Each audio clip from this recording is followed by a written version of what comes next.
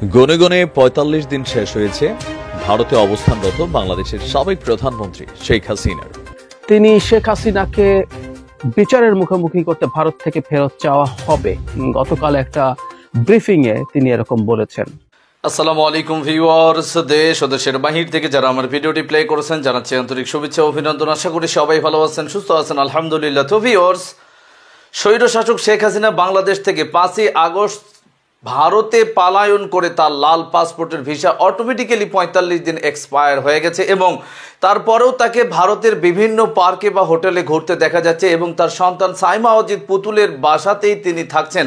তাহলে লাল পাসপোর্টের ভিসা বাদ হয়ে যাওয়ার পরেও ভারতবর্ষে যে তিনি অবস্থান করছেন, এদিকে ইন্টারন্যাশনাল অপরাধ ট্রাইব্যুনাল থেকে শেখ হাসিনাকে তলব করা হয়েছে। সর্বশেষ কি আছে তার কপালে বিস্তারিত জানবে এই রিপোর্টে। সো ভিডিওতে যাওয়ার আগে ছোট রিকোয়েস্ট করবো, যারা এখনো চ্যানেলটি সাবস্ক্রাইব করেননি, নিয়মিত দেশের সকল আপডেট সবার আগে জানতে অবশ্যই চ্যানেলটি সাবস্ক্রাইব করে পাশে রাখবেন। দর্শক আসুন স্ক্রিনে। গনে গনে ৪৫ দিন শেষ হয়েছে ভারতে অবস্থানরত বাংলাদেশের সাবেক প্রধানমন্ত্রী শেখ হাসিনার। এর মাঝখানে খবর এলো যে একটা বাড়িতে গৃহবন্দী অবস্থায় আছেন শেখ হাসিনা। বাড়ির ঠিক কাছে একটা সুপার শপ আছে, সেখানেও হেঁটে যেতে পারছেন না, কান্নাকাটি করছেন, 5 ওয়াক্ত নামাজ পড়ছেন আর আল্লাহর কাছে হয়তোবা তওবা করছেন। এমনই দৃশ্য আমরা ভাবছিলাম। কলিজার টুকরা সন্তান পুতুলের সাথে তার দেখা হচ্ছে না, জয়ের সাথে ফোনে কথা হচ্ছে না। এর পরপরই চট করে দেশে ঢুকে যাব, ফোন কল ভাইরাল, তারপরে আরেকটা ফোন কল ভাইরাল, আর আজকে আরও এক তথ্য সামনে এলো। বেসিক্যালি ভারতীয় গণমাধ্যম বাংলাদেশের মানুষকে একটা বিভ্রান্তির মধ্যে রেখেছে, এটা তো স্পষ্ট প্রমাণিত। আসলে দিল্লিতে রানীর হালে আছেন শেখ হাসিনা।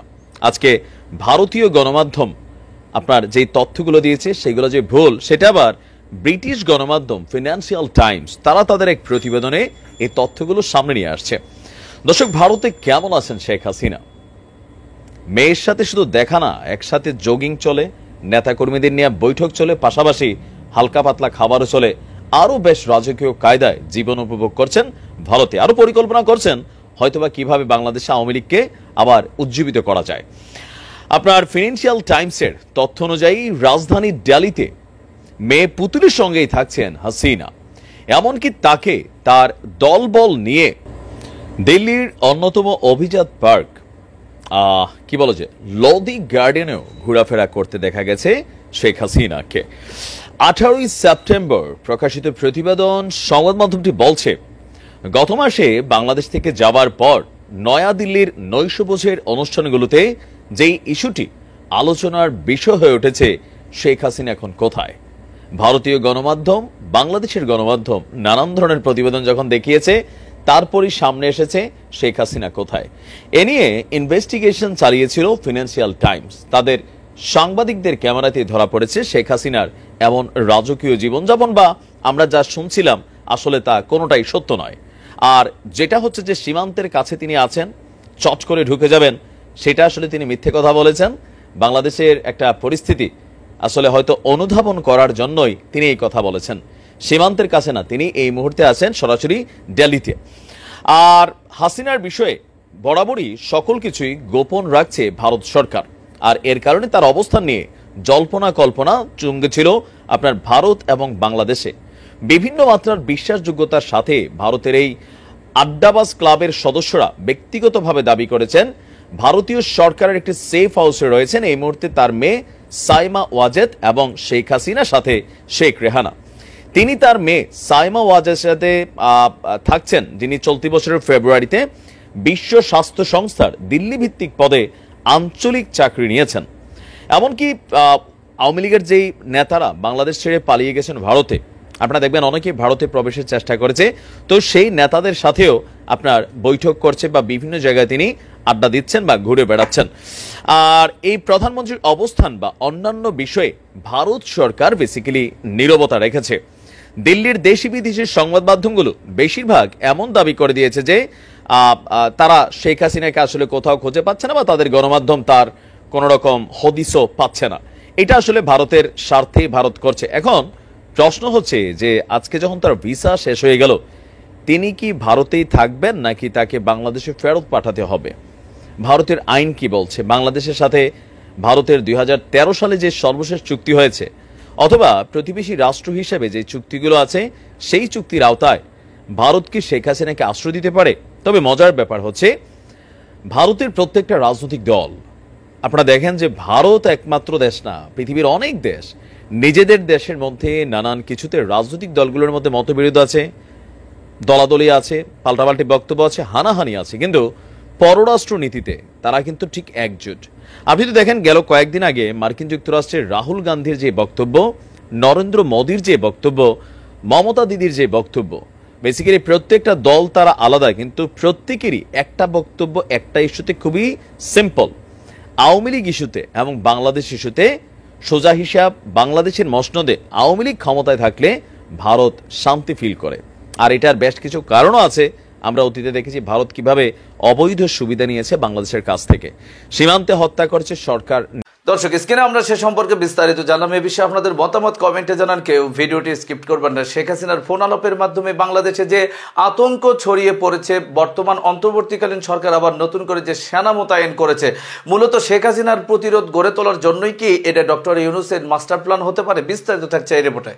তিনি বলছেন, আমাদের সঙ্গে ভারতের এক্সট্রাডিশন ট্রিটি আছে, সেই অনুযায়ী ভারতে যদি আমাদের কোনো কনভিক্টেড ব্যক্তি থাকে, তিনি সাবেক প্রধানমন্ত্রী হন আর যেই হন, ওনার প্রত্যর্পণ আমরা চাইতে পারি। মানে আমাদের এখানে যদি কনভিক্টেড হয় তাহলে চাওয়া যেতে পারে, কিন্তু আমরা জানি এর মধ্যে প্রসেস শুরু হয়েছে, তার বিরুদ্ধে আইন এবং বিচারিক প্রক্রিয়ার, সেই বিচারিক প্রক্রিয়ায় কোনো একটা পর্যায়ে সেটা চাওয়া যেতেই পারে। এবং ডক্টর ইউনূসও কয়েকদিন আগে পিটিআই এর সাথে ইন্টারভিউতে এই ধরনের ইঙ্গিত দিয়েছেন এবং তিনি বলেছিলেন শেখ হাসিনা ভারতে যতদিন আছেন আমরা তাকে ফেরত চাইবার আগ পর্যন্ত তাকে চুপ থাকতে হবে, তাকে কোনো কথা বলা যাবে না, এই ধরনের একটা কথা বলেছিলেন।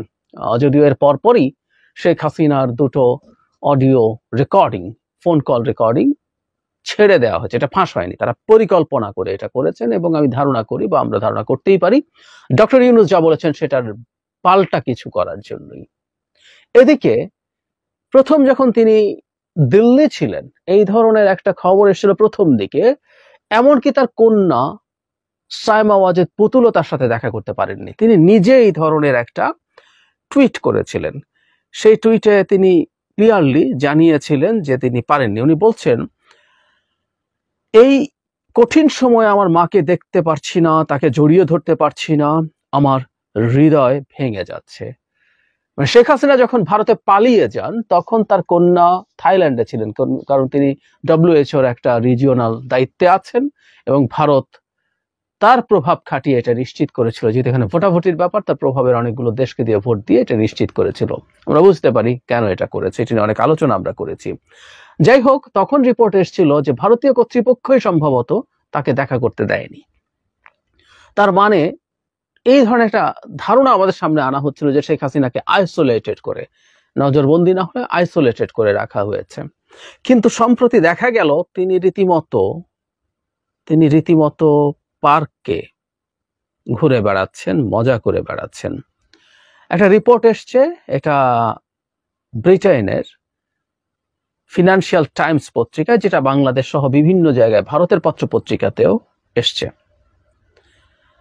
আমি পড়ি, ছাত্র জনতার গণঅভ্যুত্থানে আওয়ামী লীগ সরকারের পতনের প্রায় 2 মাস হলো। বাংলাদেশের প্রধানমন্ত্রীর পদ থেকে পদত্যাগের পর শেখ হাসিনা ভারতের দিল্লিতে অবস্থান করছেন। তবে তিনি দিল্লি ঠিক কোথায় আছেন সেটা স্পষ্ট নয়।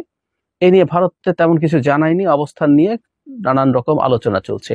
এমন পরিস্থিতিতে শেখ হাসিনার অবস্থান নিয়ে বৃহস্পতিবার 18 সেপ্টেম্বর একটি প্রতিবেদন প্রকাশ করেছে ব্রিটিশ সংবাদ মাধ্যম ফিনান্সিয়াল টাইমস, যেখানে বলা হয়েছে মেয়ে সায়মা ওয়াজেদের সাথে দিল্লিতে আছেন শেখ হাসিনা, এমনকি তাকে একটি পার্কেও ঘুরতে দেখা গেছে। বিভিন্ন নির্ভরযোগ্য সূত্রের বরাতে ভারতীয় এলিট শ্রেণী ব্যক্তিগতভাবে দাবি করেছেন শেখ হাসিনা এখন ভারতীয় সরকার একটি সেফ হাউসে রয়েছেন, তার মেয়ে সায়মা ওয়াজেদও তার সঙ্গে আছেন। শুধু তাই নয়, তাকে সদল বলে দিল্লির অন্যতম অভিজাত পার্ক লোদি গার্ডেনে ঘুরতে দেখা গেছে। মানে উনি আছেন এবং খুবই আনন্দের সাথে, মজার সাথে আছেন।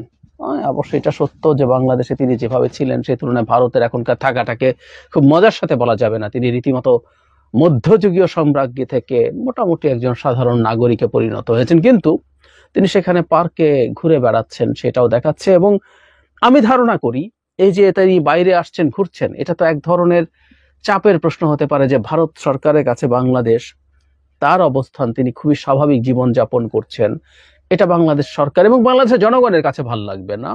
কারণ তার এই স্বাভাবিক জীবনযাত্রার সাথে এটাও সম্ভব যে তার দলের পালিয়ে যাওয়া বহু লোক ভারতে আসবে এবং তার সাথে সলা পরামর্শ করবে কিভাবে বাংলাদেশের বর্তমান সরকারকে ডোবানো যায়, এবং আছেন তো ভারতেই, সুতরাং তাদের আরেক সঙ্গী, তাদের প্রভু ভারত সহ কিভাবে ডিস্টেবিলাইজ করা যায় সেই চেষ্টাগুলো করতে পারে। এবং এটা করার কারণ হচ্ছে এই মেসেজটা আমাদের সামনে আনা, আমি সেটা মনে করি। দুটো ব্যাপার, একটা হচ্ছে আমরা যতই চাই শেখ হাসিনা। দর্শক, স্ক্রিনে আমরা সে সম্পর্কে বিস্তারিত জানলাম। সো ভিডিও এই পর্যন্তই। ভালো লাগলে লাইক এন্ড কমেন্ট করবেন এবং দেশের সকল আপডেট সবার আগে জানতে অবশ্যই চ্যানেলটি সাবস্ক্রাইব করে পাশে রাখবেন। দেখা হবে পরবর্তী ভিডিওতে ইনশাআল্লাহ। আসসালামু আলাইকুম ওয়া রাহমাতুল্লাহ।